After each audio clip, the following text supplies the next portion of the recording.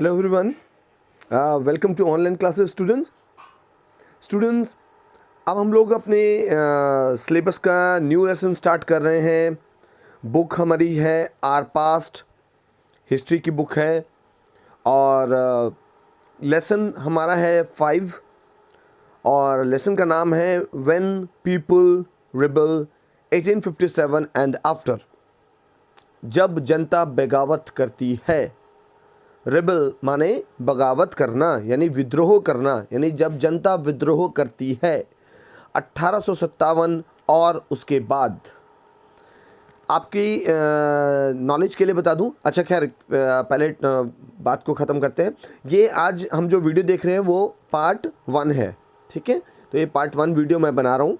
तो आपके लिए अब मैं कुछ वर्ड्स को थोड़ा सा बताना चाहूँगा। रिबल का मतलब होता है विद्रोह करना, बगावत करना। जब कोई जैसे अभी आप न्यूज़ वगैरह में सुन रहे होंगे कि किसान आंदोलन चल रहा है, तो वो भी एक प्रकार की बगावत है, विद्रोह है। यानी कि सरकार जो है के कानून जो सरकार ने बनाया है वो किसानों को नहीं अच्छा लग रहा, उनको नहीं पसंद आ रहा है, वो उनके फेवर का नहीं होगा, ठीक है। तो इसलिए वो उस चीज़ का विद्रोह कर रहे हैं। वैसे तो लोकतंत्र में सबको अपनी बात रखने का हक होता है।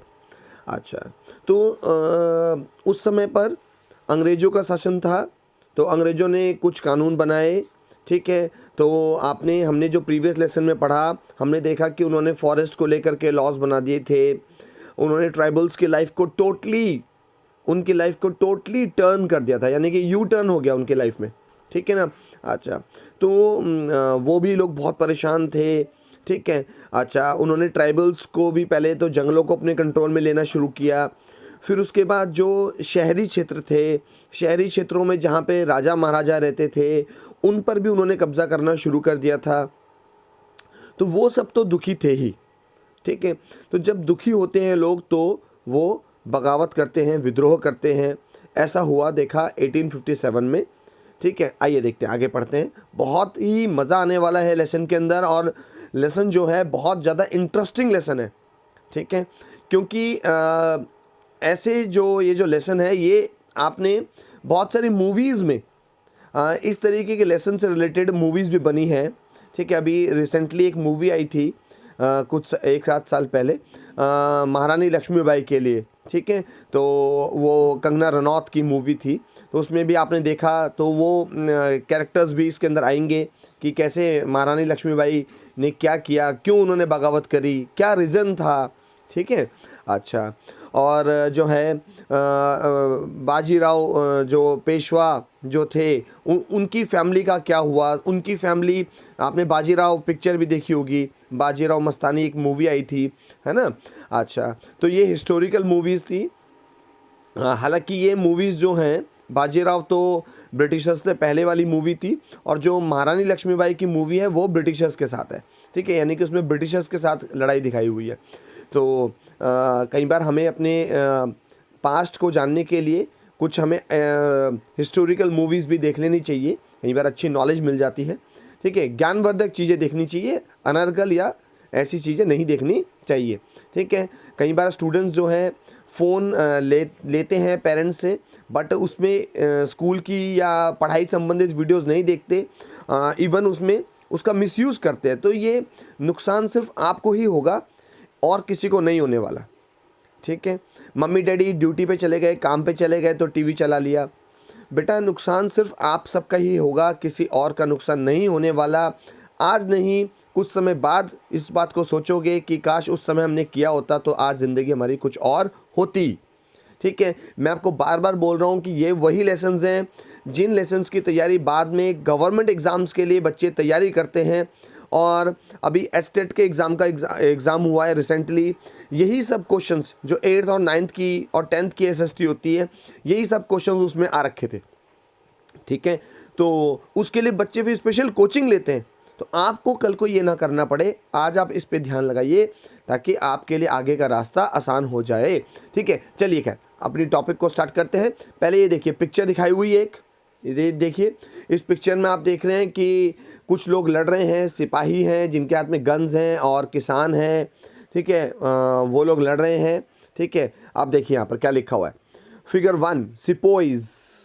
सिपोइज जो हैं अंग्रेजी सिपाहियों को कहा जाता था, सिपोइज कहते थे उनको, सिपोइज। ठीक है, एंड पीजेंट्स यानी कि काश्तकार। ठीक है, अच्छा, gather forces for the revolt that spread across the plains of north India in 1857, यानी कि 1857 में भारत में के उत्तर भारत के जो मैदानी इलाके थे वहाँ पर विद्रोह फैल गया था, और विद्रोह का जो संघर्ष है उसकी पिक्चर यहाँ पर दिखाई गई है, यानी कि एक युद्ध की पिक्चर दिखाई गई है जहाँ पर लड़ाई हो रही है। और किन किन के बीच में हो रही है? भारत के मज़दूर और जो किसान और जो आदिवासी लोग हैं, उस तरीके के लोग सारे मिलके आपस में उन्होंने विद्रोह किया है। वो लड़ रहे हैं, किन से लड़ रहे हैं? अंग्रेजी सिपाहियों से लड़ रहे हैं, सिपोई से लड़ रहे हैं। ठीक है, अच्छा, हालांकि अंग्रेज़ लोग बड़े स्मार्ट थे, उन्होंने वहाँ पर जो सिपाही भी लड़ते थे वो भी इंडियंस ही होते थे। ठीक है, यानी कि इंडियंस को ही आर्मी में भर्ती करते थे, और इंडियंस आर्मी ही, इंडिया के लोग ही उनके लिए काम करते थे। ठीक है, वो तो बाद में मंगल पांडे हुए, तो मंगल पांडे ने ये जगा दिया कि हम खुद हिंदुस्तान के लोग हैं और हिंदुस्तानियों के लिए काम करते हैं, हिंदुस्तानियों के विरोध में काम करते हैं। ठीक है, और कुछ मुट्ठी भर अंग्रेज हमें दबाने की कोशिश करते हैं। तो वो तो बाद में मंगल पांडे का भी नाम इस लेसन में आएगा। ठीक है, जो कि भारत के पहले स्वतंत्रता के क्रांतिकारी हुए। ठीक है, मंगल पांडे। तो आइए देखिए, पढ़ते हैं। पॉलिसीज़ एंड द पीपल, यानी कि नीतियाँ और लोग। In the previous chapters, you looked at the policies of the East India Company and the effect they had on different people. इससे जो प्रीवियस लेसन था उसमें हमने ईस्ट इंडिया कंपनी द्वारा बनाई गई जो नीतियाँ थी, पॉलिसीज़ थी, जो नियम थे, उनके बारे में हमने जाना, और उनका लोगों पर क्या असर हो रहा था ये भी हमने पढ़ा। ठीक है, अच्छा, kings, queens, peasants, landlords, tribals, soldiers were all affected in different ways.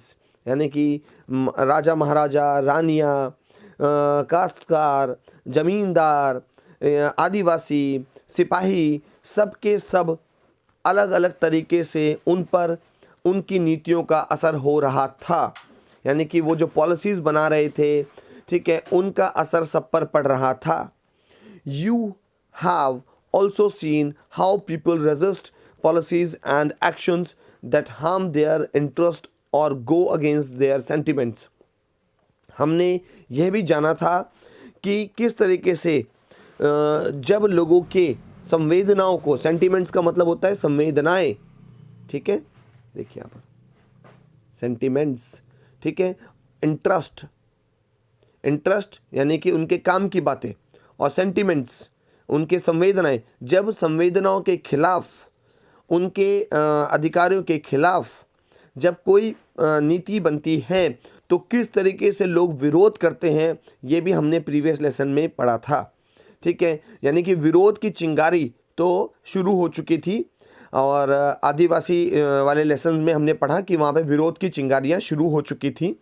ठीक है, अच्छा, उसके बाद देखिए, नवाब्स लॉस्ट देयर पावर्स। जो नवाब थे, यानी कि अब कहने का मतलब यहाँ पर ये देखिए कि आदिवासी लोग तो दुखी थे, अब उनके पास कुछ ज़्यादा करने के लिए था नहीं।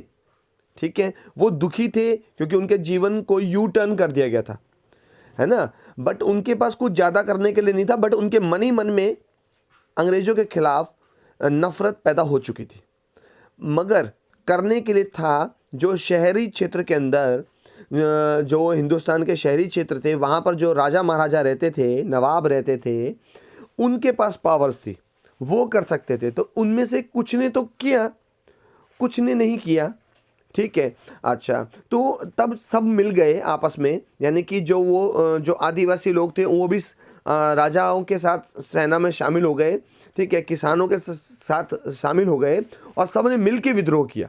ठीक है, अच्छा, हालांकि कुछ राजा महाराजा ऐसे भी थे जिन्होंने विद्रोह बिल्कुल नहीं किया और उन्होंने संधि कर ली। ठीक है, जैसे जयपुर के जो महाराजा हुए हैं, ठीक है। उन्होंने अंग्रेज़ों के साथ संधि कर ली। आप कभी जयपुर के अंदर अगर आप वहाँ पर एक उनका महल है बहुत बड़ा जयपुर सिटी के अंदर, उसको सिटी पैलेस कहते हैं।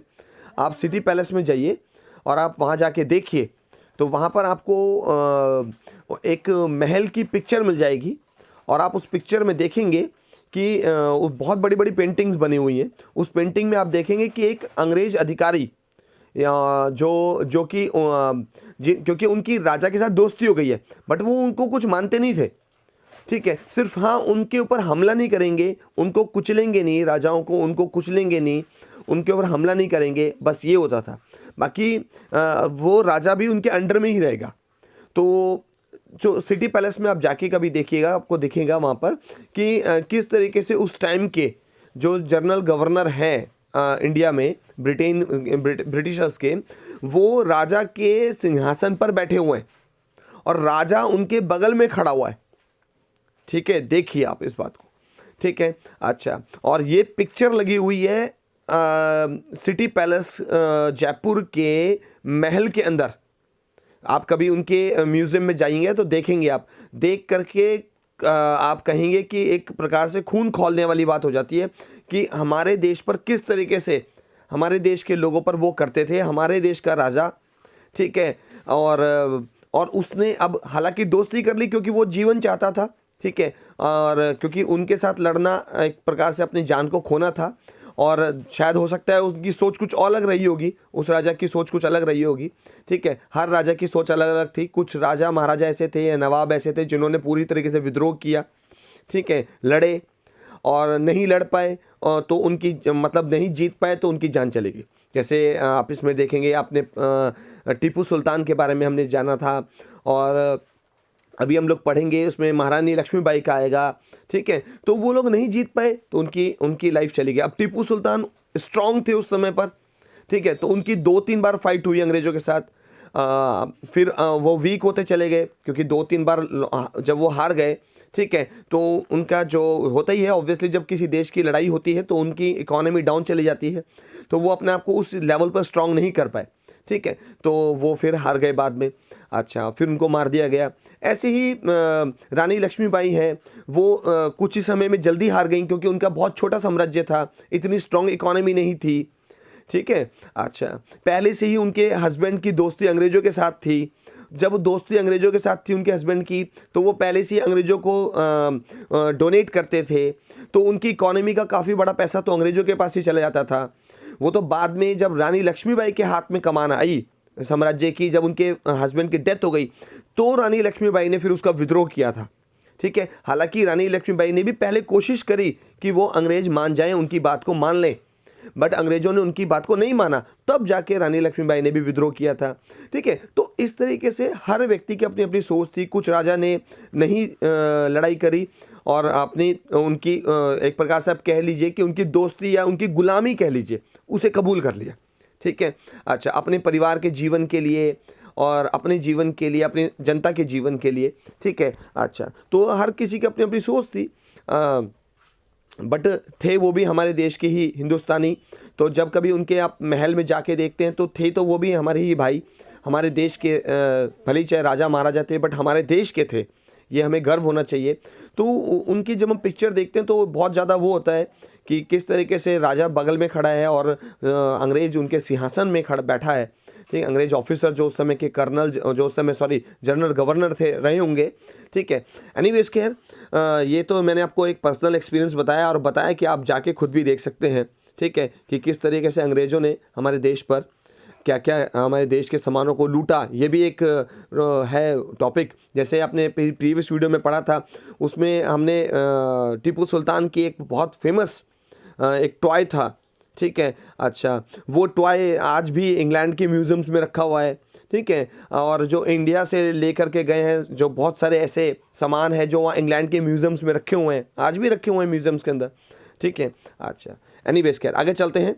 Nawabs losses their powers since the mid 18th century, nawab and rajas had seen their power eroded.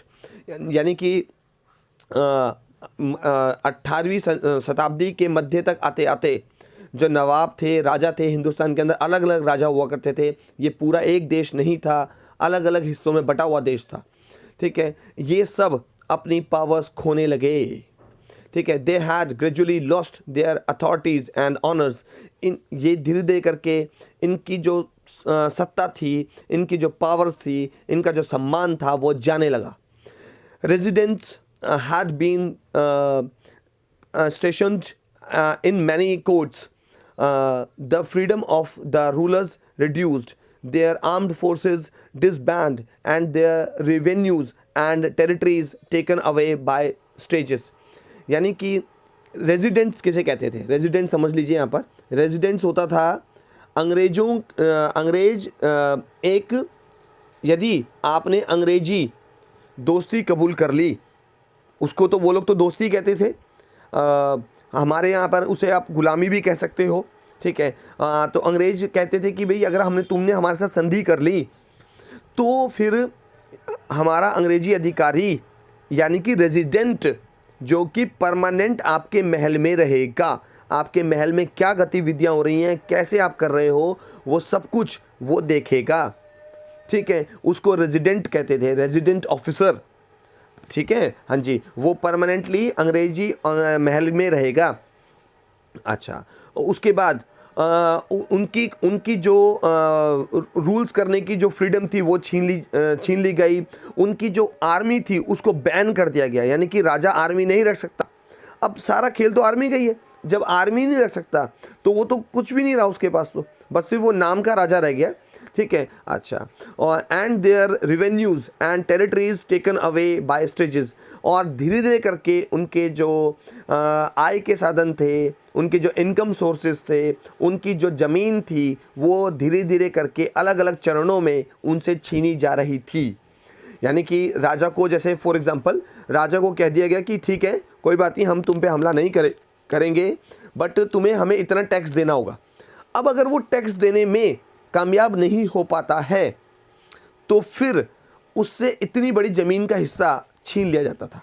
यानी कि तय होता था कि इतना बड़ा गांव हम आपसे ले लेंगे, या फिर अगर आप टैक्स नहीं दे पाए, यानी कि टैक्स का मतलब अनाज, जो भी चीज़ें तय होती थी, नहीं दे पाए तो आपका ये वाला शहर हम ले लेंगे। इस तरीके से कब्जा करते करते उनकी ज़मीन को छोटा करा जा रहा था। ठीक है, तो उनकी पावर ही चली गई थी अब। अच्छा, many ruling families tried to negotiate with the company to protect their interest.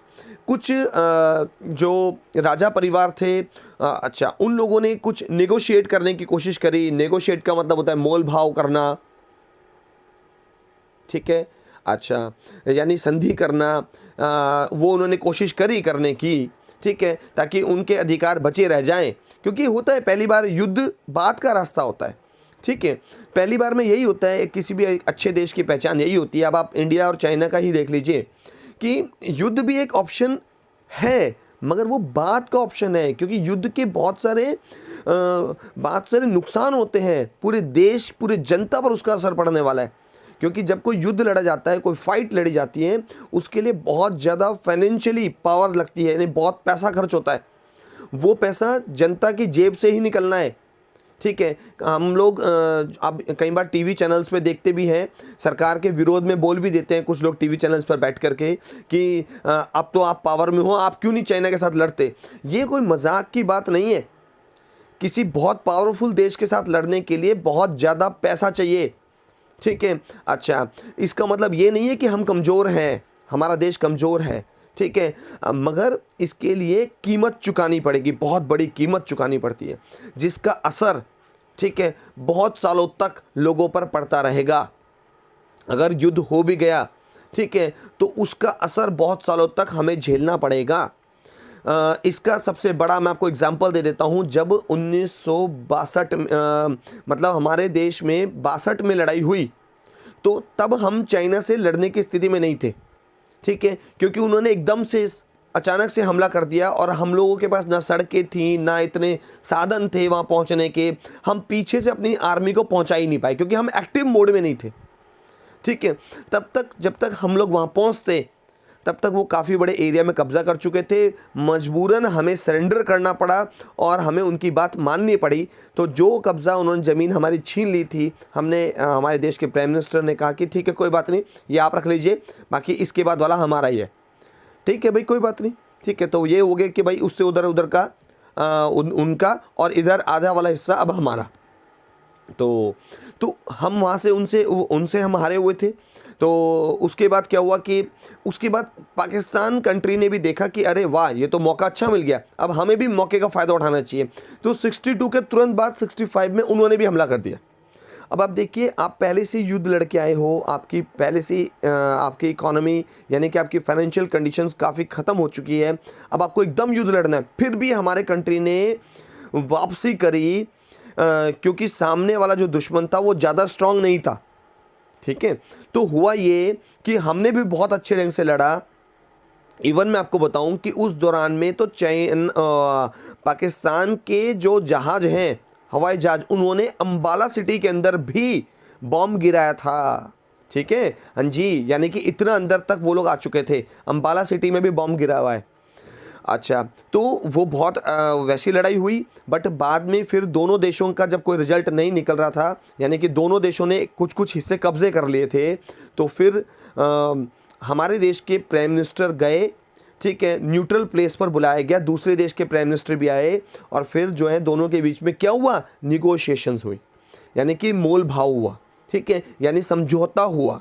ठीक है, हाँ जी। अच्छा, फिर उन्होंने हमारा हिस्सा छोड़ दिया, हमने उनका हिस्सा छोड़ दिया। ठीक है, तो ये जब युद्ध लड़ जाते हैं तो उसकी बहुत बड़ी पावर कीमत चुकानी पड़ती है।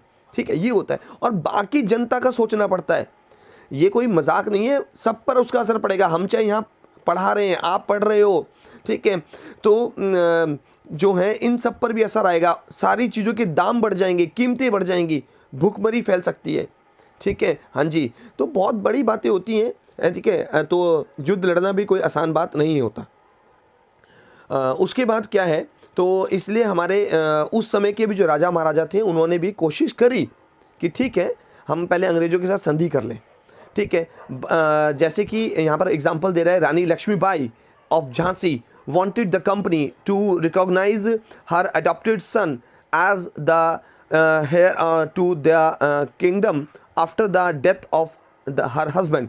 यानी कि रानी लक्ष्मीबाई ने, जो झांसी की रानी थी, उन्होंने भी कंपनी का मतलब यहाँ पर क्या है, कंपनी का मतलब है ब्रिटिश कंपनी, यानी कि अंग्रेजी सरकार, उनके साथ बात करने की कोशिश करी कि आप मेरे बेटे को, जो मैंने अडॉप्ट किया हुआ है, अडॉप्ट का मतलब गोद लिया हुआ है, क्योंकि उन्होंने ये रूल बना दिया था कि जिन राजाओं के पास अपनी कोई औलाद नहीं है, तो उन राजाओं का जो शासन है वो हम चलाएंगे, यानी कि उन पर हम कब्जा कर लेंगे। अच्छा, तो उन्होंने कहा नहीं भाई, मेरे पास तो गोद लिया हुआ बच्चा है, तो आप इस बच्चे को मानिए, यही राजा बनेगा। तो उन्होंने कहा नहीं, हम गोद लिए हुए बच्चे को नहीं मानते। आगे बात समझ में? अच्छा, तो इसलिए दोनों के बीच में क्या हो गया, डिस्प्यूट्स हो गया, दोनों की बात नहीं बनी। अच्छा, ठीक उसी तरीके से नाना साहिब जो कि अडॉप्टेड सन थे, नाना साहिब जो कि अडॉप्टेड सन थे किसके, पेशवा बाजीराव सेकंड के, यानी पेशवा बाजीराव सेकंड के गोद लिए हुए दत्तक पुत्र नाना साहिब, उन्होंने भी अंग्रेज़ों के साथ रिक्वेस्ट करी या उनसे कहा कि आप मुझे, मेरे पिता को जो पेंशन देते थे, वो पेंशन की रकम आप मुझे दीजिए मेरे पिता की डेथ के बाद।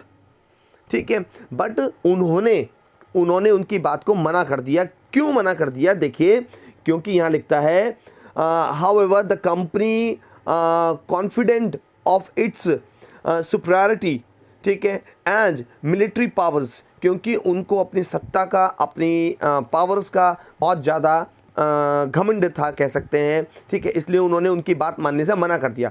टर्न्ड डाउन दीज प्लीज़, यानी उनकी जो अनुरोध था उसको ठुकरा दिया।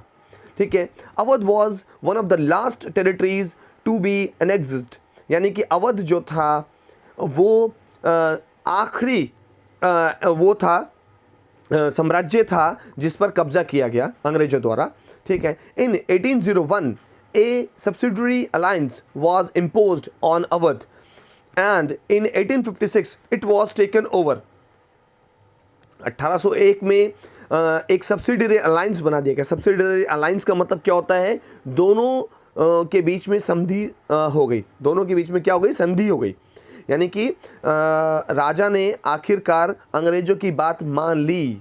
और जब राजा, यानी राजा यहाँ पर कौन, अवध के, अवध में आपको बता दूं जो लखनऊ के जो इलाका है उसे अवध कहते हैं, ठीक है। अच्छा, तो उन्होंने, वहाँ के नवाब ने उनकी बात मान ली और एक सब्सिडरी अलायंस बना दिया, ठीक है। उनकी शर्तें मान ली अंग्रेज़ों की, जो फिर बाद में 1856 में, ठीक है, उसको टोटली तोड़ दिया गया उस सब्सिडरी अलायंस को, और उसको पूरे कब्जे में ले लिया 56। यानी कि कहने का मतलब ये हुआ कि आप कह सकते हो 55 साल तक उनके आपस में अलायंस बनी रही, और उसके बाद फिर उस अलायंस को तोड़ दिया गया और फिर उसको पूरे कब्जे में ले लिया गया।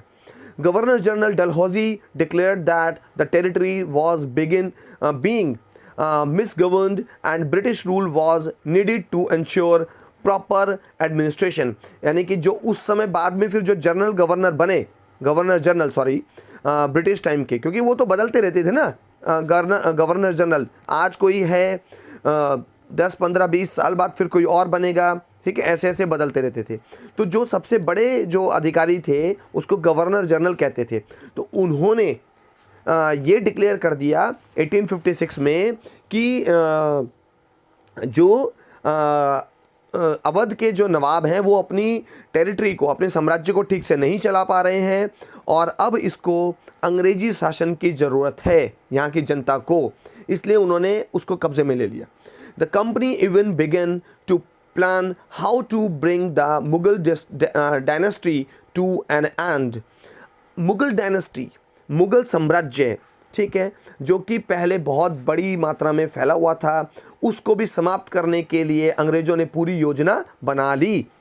The name of Mughal king was removed from the coins minted by the company. यानी कंपनी ने अपनी खुद के सिक्के चलाए, ब्रिटिश साम्राज्य ने अपने खुद के कॉइन्स चलाने शुरू कर दिए, जिन कॉइन्स पर उन्होंने मुगल की, यानी अंग्रेज़ों की जो फ़ोटो थी, मुगल राजा की जो फ़ोटो थी उसको भी हटा दिया।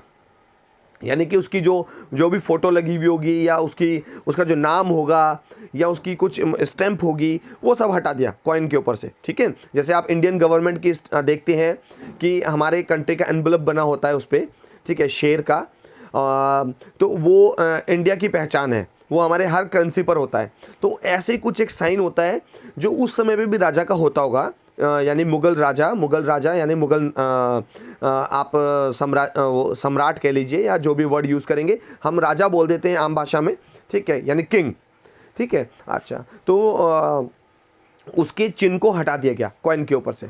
In 1849, Governor General Dalhousie announced that after the death of Bahadur Shah Jafar, the family of the king would be shifted out of the Red Fort and given another place in Delhi to reside in। यानी कि अब जो governor general थे डलहौजी, उन्होंने ये घोषणा कर दी कि बहादुर शाह जफर की मृत्यु के बाद अब जो लाल किला है, दिल्ली का लाल किला जहाँ वो रहा करते थे, वहाँ पर अब वो लोग नहीं रहेंगे, उनका परिवार नहीं रहेगा, वो जगह उनको खाली करनी होगी, उनको कहीं और शिफ्ट किया जाएगा, ठीक है। अच्छा, मैं आपको बता दूं आपकी जानकारी के लिए कि उनके परिवार के जो वंशज थे, उनके महल आज भी दिल्ली के छोटे इलाकों में, मतलब उनके छोटे छोटे घर बना दिए गए, बहुत बड़े महल नहीं, छोटे घर, ठीक है, हाँ जी, और वो आज भी दिल्ली में मौजूद हैं, ठीक है। बट उन जगहों पर अभी कुछ भी जो है, कुछ ऐसा नहीं है कि वहाँ लोग जाते हैं स्पेशली घूमने के लिए, घूमने की जगह नहीं है, बट उनके घर आज भी मौजूद हैं, दिल्ली के अंदर आपको मिल जाएंगे। और कई बार न्यूज़ वगैरह में उनके बारे में आता भी रहता है कि अभी रिसेंटली उनकी फैमिली के आगे जो उनके वंशज थे उनकी डेथ हुई है, और इस तरीके से मतलब उनकी फैमिली फिर बाद में बाहर रहने लगी। कौन? मुग़ल साम्राज्य। यानी मुग़ल साम्राज्य कौन? बाबर, हुमायूं, अकबर के ऊपर तो बहुत सारी मूवीज़ भी बन गई हैं, ठीक है। अच्छा, फिर उसके बाद आपका सलीम है ना। अच्छा, फिर सलीम के बाद कौन आया? सलीम के बाद आ गया आपका शाहजहाँ, शाहजहाँ के बाद फिर कौन आया, फिर उसके बाद औरंगजेब, और औरंगजेब के बाद फिर बहादुर शाह जफ़र। तो बहादुर शाह जफ़र जो थे वो आखिरी मुग़ल एम्परर थे। तो उनकी डेथ के बाद, ठीक है, अच्छा, तो उनकी डेथ के बाद मुग़ल जो एम्परर थे बहादुर शाह जफ़र, उनकी डेथ के बाद उन्होंने उनकी फैमिली को लाल किले से बाहर कर दिया, ठीक है। इन 1856 गवर्नर जनरल कैनाइन डिसाइडेड, यानी कि जो उस समय के गवर्नर जनरल थे कैनाइन उनका नाम था, decided that Bahadur Shah Zafar would be the last Mughal king and after his death none of his descendants would be recognized as kings, they would just be called princes। यानी कि गवर्नर जनरल कैनाइन ने 1856 में ये decide कर दिया, यानी कि ये घोषणा कर दी कि बहादुर शाह जफ़र के बाद अब कोई भी राजा नहीं होगा, ठीक है, मुग़ल राजा कोई नहीं होगा, ठीक है। यानी पहले ऐसा होता था ना कि अगर कोई बादशाह है या कोई राजा है तो उसकी औलाद आगे चल कर के बादशाह बन जाती थी, तो ये सिलसिला कॉन्टीन्यूसली चलता रहता था। अब उन्होंने ये घोषणा, क्योंकि अब उनकी सीधी बात है, उनके पास पावर तो रही नहीं, तो विद्रोह कैसे करेंगे, सवाल तो ये है। तो अब उन्होंने ये घोषणा कर दी कि अब जो है बहादुर शाह जफ़र का कोई भी आगे औलाद, कोई भी बच्चा राजा नहीं रहेगा, उनको सिर्फ राजकुमार कहलाएंगे। वो सब क्या कहलाएंगे, राजकुमार ही कहलाएंगे, प्रिंसेस कहलाएंगे, ठीक है, हाँ जी, किंग नहीं बनेंगे। अब क्योंकि किंग तो रही नहीं, उनको महलों से ही निकाल दिया, पावर ही नहीं रही, सेना ही नहीं रही, पैसा ही नहीं रहा, तो क्या करेंगे, सवाल तो ये है ना। तो ये कुछ बहुत ही हमारे देश की उसके बारे में है। और क्योंकि ये जो हमारे काफ़ी ये जो हम चैप्टर पढ़ रहे हैं ये काफ़ी क्लोज्ड है, क्योंकि ज़्यादा पुरानी बातें नहीं हैं, इनके जो सबूत हैं वो हम अभी ज़िंदगी में आंखों से देख सकते हैं, तो देख करके काफ़ी बहुत वो होता है। इसलिए ये लेसन जो है आपको ज़रूर पढ़ना है और इस लेसन पे ध्यान देना है। एनीवेज खैर, आपको कमेंट बॉक्स में मुझे एक आंसर बताना है कि वो कौन से गवर्नर जनरल थे जिन्होंने ये डिसाइड किया कि मुग़ल एम्पायर के आगे किंग नहीं बनेंगे, सिर्फ प्रिंसेस ही रहेंगे, ठीक है। अच्छा, यानी किंग जो मुग़ल एम्पायर के जो किंग्स बनते हैं अब वो आगे नहीं बनेंगे। ये बात कौन से गवर्नर जनरल ने कही, कि इन्होंने डिसाइड किया, तो आपको कमेंट बॉक्स में मुझे करके बताना है। आज की वीडियो को हम लोग यहीं एंड कर रहे हैं। Keep watching and keep learning. Thank you very much.